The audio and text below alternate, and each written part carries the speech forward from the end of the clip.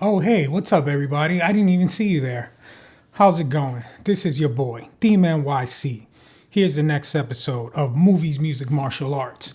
I'm going to try to do this in at least amount of takes as possible. So if I stumble and fumble along the way, fuck it. We'll see what happens.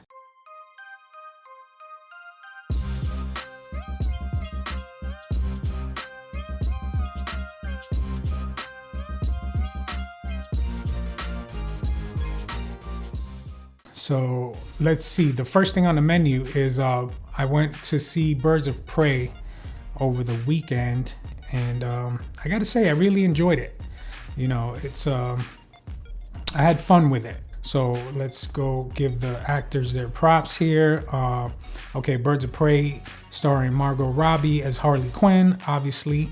Rosie Perez as Renee Montoya. Mary Elizabeth Winstead as Helena Bertinelli, aka the Huntress. Journey Smollett-Bell, who is, I believe she's Juicy Smollett's sister or something, as Dina Lance, aka Black Canary. I really liked her character. She kicked ass. So did the Huntress as well. Ewan McGregor as Black Mask, Roman Sionis. Ella J. Basco as Cassandra Cain, and Chris Messina as Victor Sass. Ali Wong as Ellen Yi. Anyway, there's a more cast members, but these are primarily the main ones. And I really enjoyed the movie. I highly recommend it. I think that it's a breath of fresh air to the DC universe. I like what they did with her character. They gave her a lot of depth. She's really twisted, but she does have a moral compass that she goes by, which you'll see in the movie. She's funny. I really enjoyed the way they intertwined the music. You know, it reminded me of Atomic Blonde with Charlize Theron. I really enjoyed that movie as well, but I like the way they mixed in the music. I didn't feel like it was forced. I felt that it complemented the scenes, so it kept the momentum of the movie going. And it had some really badass action scenes, man. Like when she goes to the precinct to save the girl. They have some really, really good fight scenes, and the choreography was on point. And it was violent. I think it was definitely worth its rated R. I believe it is rated R, right? Well, it should be if it wasn't, but yeah, I think it is rated R. So they got to, display a little bit of violence. So just to backtrack a little bit, I think that this was the first DCEU movie that I really enjoyed after Wonder Woman, because I wasn't crazy about Suicide Squad. I think they fucked that up.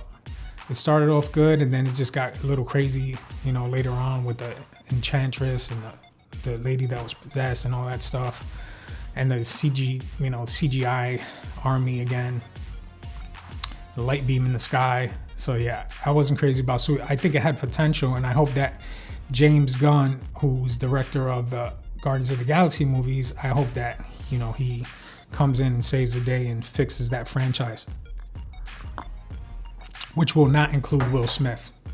I don't think his character is going to be in that either. If you want to call it a reboot or a sequel, I'm not sure. But so Suicide Squad, Shazam, I enjoyed Shazam. It was good. I wasn't crazy about it. It had its moments. And Aquaman. I saw Aquaman, but I feel like, how do I say? I feel like it was bloated. It was too much going on. I mean, I get it. It's a movie about a man from the sea that talks to fish, and there's a kingdom underwater and everything. I get the fantasy part. I just feel like it was, and I like the director. Let me not mess his name up. James Wan. Yeah, he did an exceptional job of directing Aquaman. I just felt like it was just too much. It was too much going on. But anyway, I digress. Birds of Prey. It's called Birds of Prey and the Fantabulous Emancipation of One Harley Quinn. That's a long ass title, but whatever. I enjoyed it. I give it a 4 out of 5 popcorns. I think it's a good, segue into the next slate of movies coming out. They're working on the Batman movie with Robert Pattinson, and I can't wait to see what they do next. I'm rooting for you, DC. I'm not a Marvel hater, as I said multiple times before. I want them to put something nice together, but take their time with it and not rush it like they did with the Justice League. Man, it's the fucking Justice League. You know what I'm saying? It's Superman, Batman, Wonder Woman. You can't mess that up. And unfortunately, that project was just rushed, and you could tell. So hopefully they do something good. So Birds of Prey is about Harley Quinn, and she breaks up with the Joker. They have a falling out. They never show him. They never show Jared Leto's Joker. And just FYI to people who might not know, I'm sure everybody knows, but in case you don't know, this is no way at all connected to the Joker movie with Joaquin Phoenix. It's a total separate, it's DC, it's Warner Brothers, but I think they made that Joker movie as a standalone, like as a dramatic art piece on its own. Whether they decide to continue that and build its own universe, I don't know, but this movie takes place in the universe of Suicide Squad and, the Justice League and Batman and v Superman, the present day, I guess, if you want to call it. Jared Leto's Joker, the one that people aren't crazy about. So it starts off with them breaking up and, her getting shit-faced, hanging out with friends and, just, I guess, wreaking havoc in the town. And it starts off with her taking this truck or a semi, or let me see if I remember. It's like a chemical truck or a semi truck, and she just drives it into the infamous chemical factory that the Joker was, made from, and she was made from as well. And then it just shows, how the story develops and her ducking, the people trying to kill her, and then her crossing hairs with the boss who's played by Ewan McGregor. I liked his character.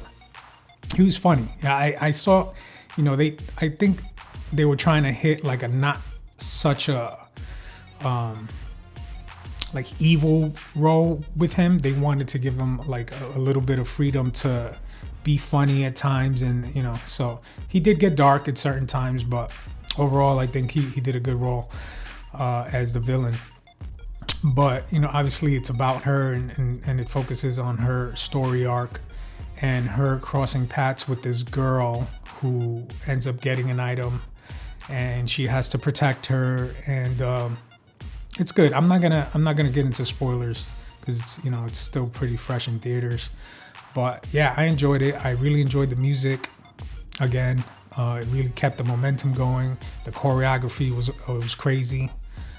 So I highly recommend it. Go see it. Birds of Prey, Margot Robbie. Anyway, before I move on, what do you think? What do you think is next? Are they gonna, at the end of the movie, they form a team together?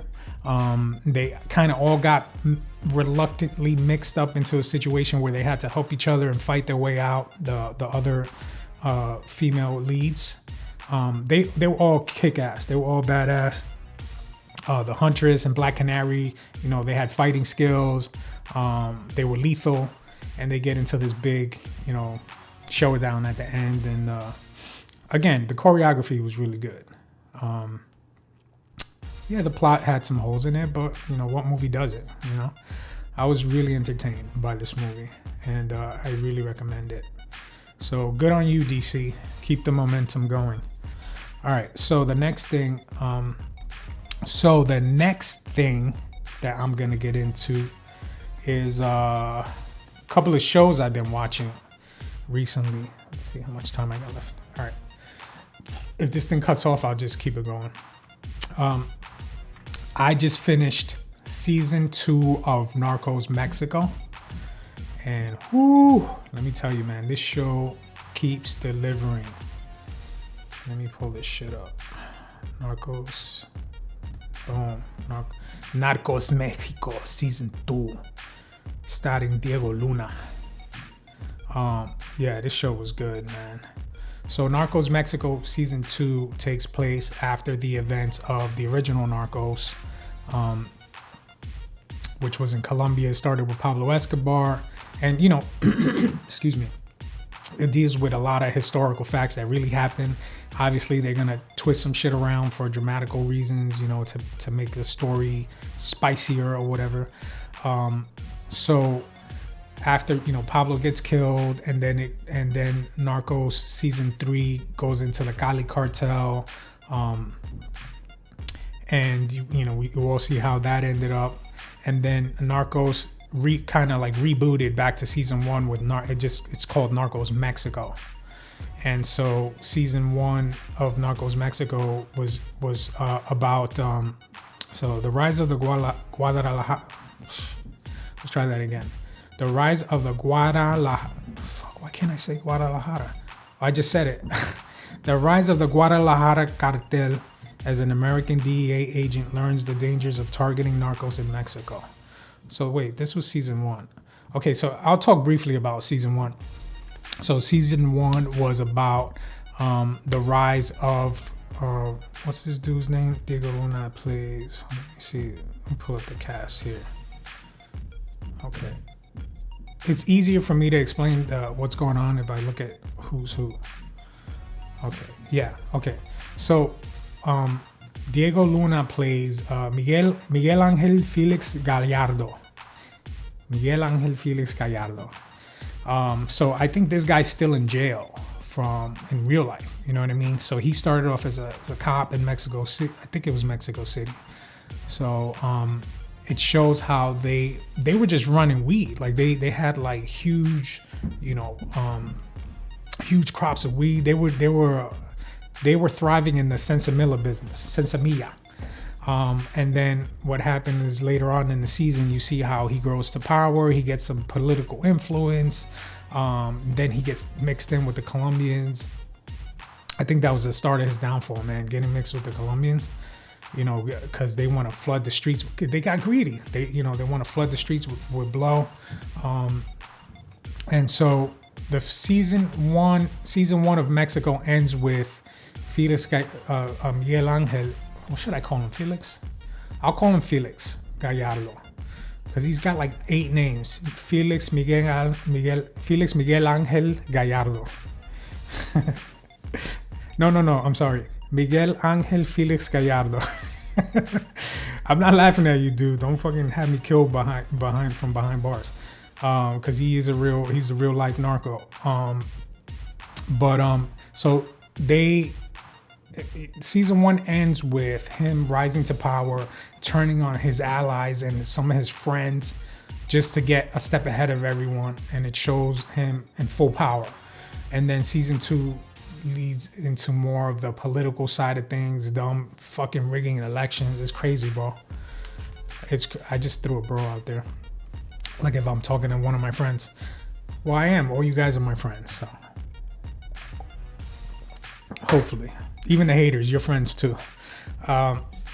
So season 2 has to do with his expansion, and he's getting more pressure from Cali, from what's his name? Bacha? Hold on. Let me get his name right here. Narcos Mexico.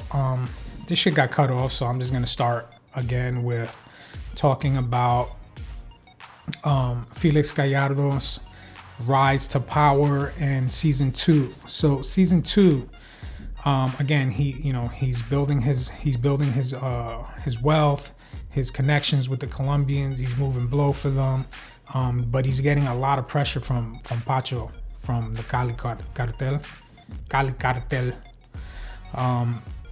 And he's also trying to rig an election. I mean, there's a lot of political shit going on here.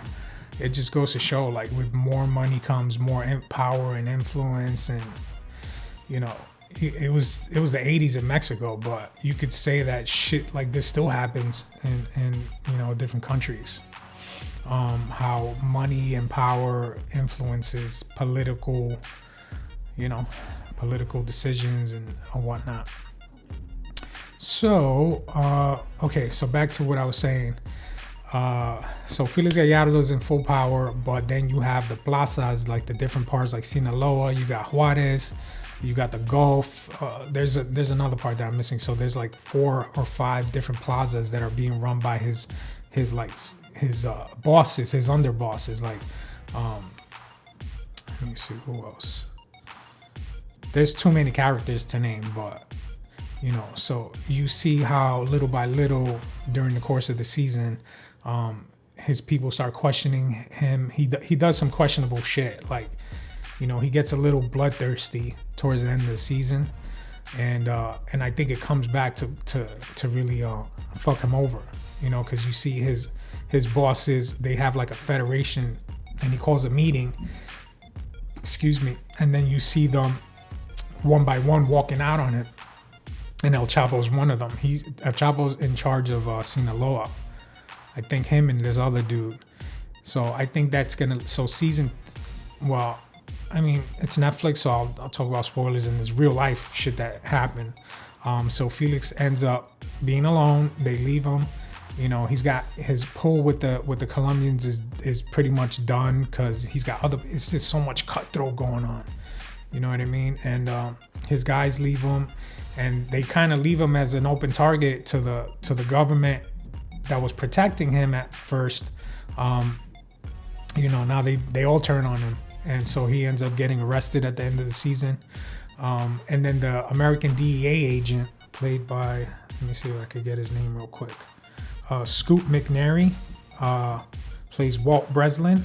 I'm not sure if he's a real character or a fictional character, but he was there to work with the team of Americans that were working in Mexico to carry out stealth operations to try to little by little, crumble Felix's empire. They were trying to grab some guys, kill some people. No, they weren't trying to kill people, but they had to go above the law with certain things. And it was Walt Breslin's, he was the main antagonist to Felix Gallardo, and he wanted justice for what happened to Kiki Camarena, played by Michael Pena. Enrique Kiki Camarena. He was the DEA agent that was captured hostage by the cartel in season 1. And eventually, and this is a real life occurrence, he ends up getting tortured and murdered, and it was all under the watch and orders of Felix Gallardo. So, they wanted some payback, they wanted some retribution, they wanted to, topple this cartel, but it goes to show that even with their efforts, it was just too much of a powerful and well-connected organization for them to succeed. It's crazy, again, what money and power and influence and political ties does. And listen, the cartel's still thriving to this day. You know what I'm saying? That says a lot. I mean, El Chapo got caught, but there's still bosses out there running things. You know what I mean? But I think that the acting in the show is really good. I'm not Mexican, so I can't really vouch for the accents and the dialect that they use, but I was enjoying it. I know I speak Spanish, I understand it, but some things when they talk in slang, and even in Spanish, some things I needed subtitles for. You know what I mean? But it was believable. The actors, I'm pretty sure a lot of them are Mexican actors, a lot of them are Colombian actors, but I'm very proud of this, primarily based Latino cast. So I really enjoyed this show, even though it's about, criminals and killers and cartel and narcos or whatever, but it's a piece of fiction written around real life events, and it was well done. And I'm looking forward to Narcos season 3. I'm really looking forward to it because there's a lot more story to tell. El Chapo's climbing the ladder, he's gaining more power. He's not there yet as far as the Netflix show, but he's getting there. There's some other key players at play, and the way it ends, Felix behind bars, he's kind of breaking it down to the DEA agent. He's like, you think that you took down the cartel by taking me down, but you just made them even more. You made them even more powerful and dangerous because now they're working as separate entities without one head to really keep them organized and keep them in line. Now they could go off and do whatever the fuck they want. And I think that's where the murders and the killings and all that shit multiplies and amplifies because of that. They took one bad guy down, they chopped the head off the snake, but out of that comes more snakes. You know what I mean? I think that's how the saying goes. So yeah, Narcos Mexico season 2, really good. Go watch it. So I'm gonna end this with this one show that I've been catching up on. It's been out for a few years now, but now with Disney Plus, I can watch it. Star Wars Clone Wars, and it's an animated series. I'm like almost done with season 2, and I'm like blown away. I'm like, shit, I've been missing this whole time. I remember the animated movie came out years ago. I saw that, and I might have seen a couple of episodes of the show, and it's really good. Like, I'm like, why the fuck couldn't they do the movies like this? You know what I mean? Like the story and the way that they. How do I begin? So Clone Wars takes place. If you go back to the prequels, it takes place back then when the episode 2 came out, Attack of the Clones, where you have Obi-Wan, and he's Anakin's Jedi master. Like Anakin is his apprentice, his Padawan, and then the war with the Separatists breaks out, and they're growing all these clone soldiers and Camino. So you see some of that in the Clone Wars movie, episode 2. You see that like in one of the battles, but this shit goes into layers upon layers of like all the different players, how they run military campaigns. It's really good. Like, it's not just a regular animated series. It's really well put together. And I should have been seeing this, but I'm enjoying it. And I hope that they include Ahsoka Tano. I hope I'm pronouncing her name right. Ahsoka. She is Anakin's Padawan. They don't show her in any of the movies, but she is his apprentice in training as a Jedi. She's really young, but she kicks ass. She's really good at what she does. She's very brave, and she gets herself out of jams. But Anakin really cares about her. And I'm only in season 2, mind you. There's 6 seasons. There's 6 seasons of this. And then they're about to release season 7 produced by Disney Plus.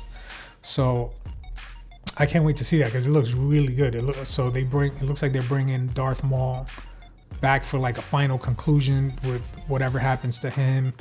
It has all the key characters from the prequel movies.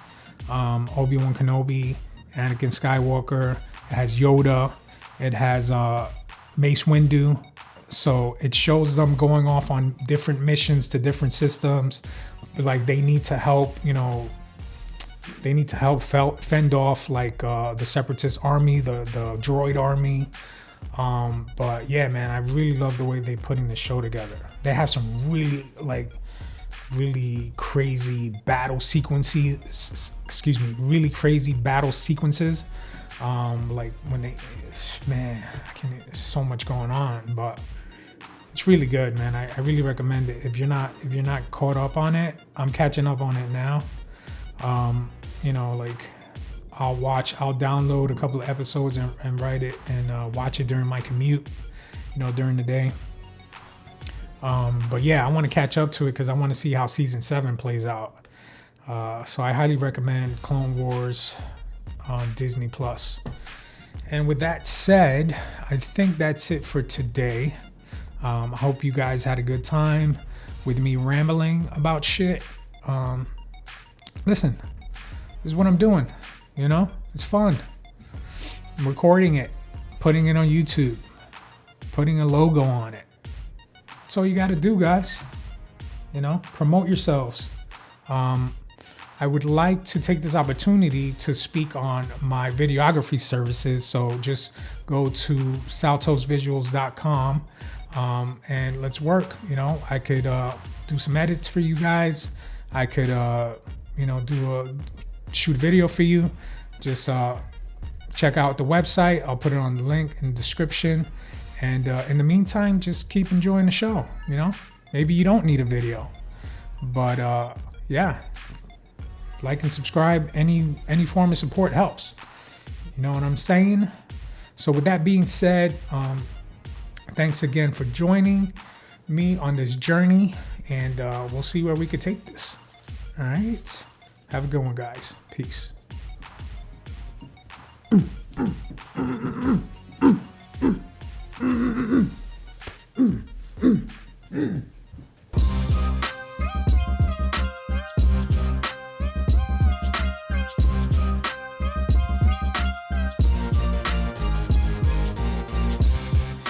Okay, 1, 2, 3, go. 1, 2, 3, go. 1, 2, 3, go. 1, 2, 3, go. You know, it's, you know, okay, so it's directed by James Gunn. Let's start from the top.